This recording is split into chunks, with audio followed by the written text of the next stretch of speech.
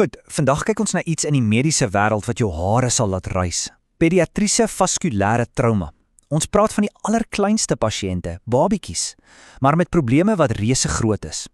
Dis basies 'n besering aan 'n kind se bloedvate en jy sal dit dalk nie glo nie, maar al is dit super skaars, is dit een van die mees nagmerrieagtige scenario's vir 'n chirurg. So presies hoe skaars is dit? Wel, hou vas. Ons praat van minder as 0,6%. Dis nie eens 'n volle persent nie. Dis 'n piepklein fraksie van alle traumagevalle by kinders. So ja, dis definitief nie iets wat 'n dokter elke dag op hul tafel sien nie, glad nie. OK, en dit bring ons by die groot vraag, nê.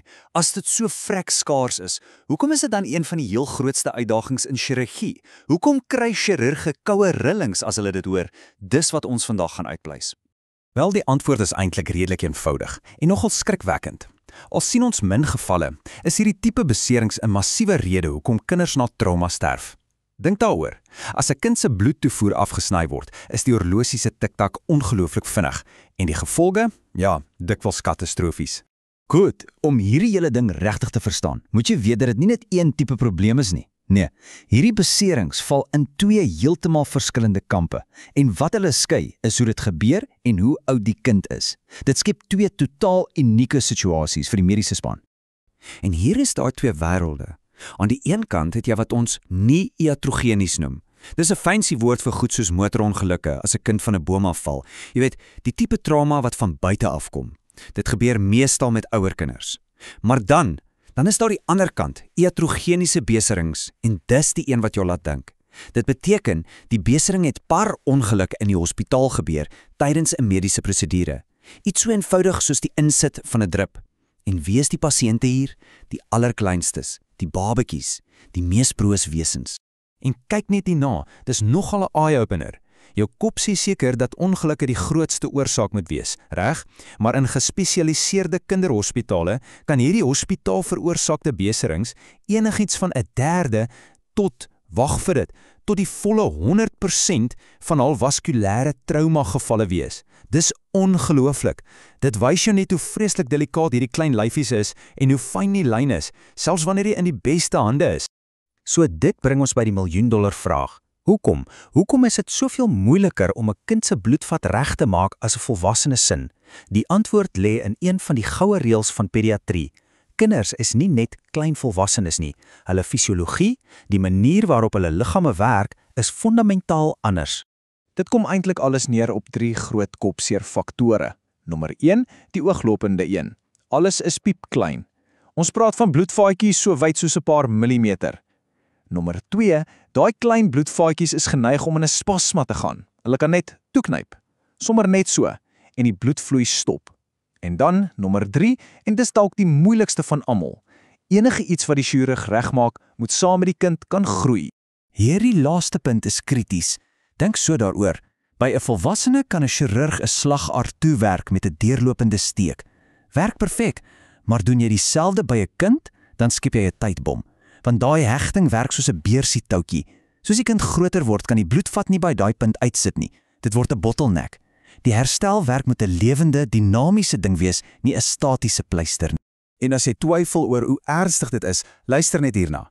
Dit praat van aftakelende loopsteurnisse, oorgroei van ledemate en amputasie. Dis wat op die spel is. 'n Mislukte herstelwerk is nie net 'n klein probleem nie. Dit kan 'n kind se hele lewe verander. En dis presies hoekom die ou wag en sien benadering by die venstryd is. Deesdae is die reël: tree vinnig en aggressief op. So kom ons spring in die operasiesaal, figuurlik gesproke. Wat gebeur wanneer so 'n besering voorkom? Wel, dit is 'n desperate wedloop teen die klok. Van die oomblik dat dit gebeur, tik die horlosie vir almal wat betrokke is. En die eerste ding wat saak maak, is waar die besering is. Dis 'n reuse faktor. 'n Besering aan 'n arm of 'n been. Ernstig, ja, maar die oorlewingskans is redelik goed. Maar 'n besering aan die torsel, die bors, die maag of die nek, dis 'n heel ander storie. Skielik skiet die mortaliteitskoers op tot by 41%. Hoekom? Want daar is gewoonlik ook massiewe skade aan organe. Dit is 'n veel groter geveg. So, die moderne plan van aksie is eintlik baie duidelik. Stap 1, kom by daai beseerde bloedvat uit, maak oop en kry toegang. Stap 2, stop die bloeding, onmiddellik. Dis die eerste ding wat jou doodmaak. Stap 3, kry weer bloedaanvloei na die ledemaat of orgaan, so gou as moontlik. En stap 4, die goue reël, doen dit alles terwyl jy aan die toekoms dink. Daardie kind moet nog groei. En in hierdie situasies moet chirurge soms MacGyver speel. Hulle moet ongelooflik kreatief wees. Hier is 'n briljante voorbeeld. In 'n absolute noodgeval kan hulle 'n doodgewone pediatriese voedingsbuis, ja, daai klein plastiekbuisie, gebruik as 'n tydelike pyp, 'n shunt, om bloed verby die stikkende deel te kry. Dis nie 'n permanente oplossing nie, maar dit koop vir hulle kosbare lewensreddende tyd. Maar dis nie altyd so duidelik wat om te doen nie. Partykeer is daar 'n grys area. Neem nou hierdie scenario, bekend as die polslose pink hand. Dis nogal 'n bekende kopseer na 'n elboogfraktuur. Jy kyk na die kind se hand. Dis warm, dis pink, dit lyk perfek, dit kry duidelik bloed. Maar as jy vir 'n pols voel by die gewrig, is daar niks. Doodstil. En nou het jy 'n reuse dilemma. So, wat nou? As jy die chirurg is, wat doen jy? Opsie 1, jy sny dadelik oop om te gaan kyk wat aangaan, maar jy loop die risiko dat dit 'n heeltemal onnodige operasie is. Opsie 2, jy wag. Jy observeer die kind, gee dalk bloedverdunners en hoop vir die beste. Maar as jy te lank wag en daar is 'n probleem, kan die skade permanent wees. Dis 'n groot debat in die mediese wêreld en daar's nie 'n maklike antwoord nie. En dit alles bring ons by die toekoms. Hoe kan ons beter doen? Hoe kan ons die uitkomste vir hierdie superkwesbare kinders verbeter? Wel, dit lyk asof die antwoord in 3 dinge lê. Beter data, nuwe tegnologie en goeie ou spanwerk. Een van die opwindendste ontwikkelings is die opkoms van endovaskulêre terapie. Dink daaraan as sleutelgatchirurgie, maar vir jou bloedvate.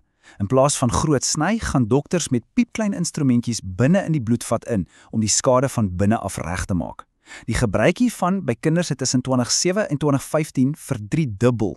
Maar die groot uitdaging bly, ons het nog nie regtig die tegnologie wat klein genoeg is vir 'n pasgebore baba nie en wat saam met daai baba kan groei. So, die pad vorentoe het 'n paar duidelike mylpale. Ons moet beter data insamel met spesiale registers vir hierdie beserings. Ons moet sorgstandaarde skep wat almal volg. Ons het nuwe instrumente nodig, spesifiek vir kinders ontwerp. Ons moet ook leer by militêre chirurge. Hulle sien hierdie tipe trauma ongelukkig baie meer. En laastens, miskien kan ons hierdie hospitaal beserings voorkom deur bloot meer gereeld ultraklank te gebruik tydens prosedures. Dis iets om oor te dink. En dit alles los ons met een finale, kragtige vraag. Dit mag dalk 'n statisties skaars besering wees, maar vir daai een kind en vir daai een gesin is dit die enigste ding in die wêreld wat saak maak. Die groot doel van al hierdie werk, al die navorsing, al die nuwe tegnologie, is om seker te maak dat vir elke liewe kind 'n seldsame trauma 'n oorleefbare een word, sodat hulle die kans kry op 'n normale, gesonde lewe.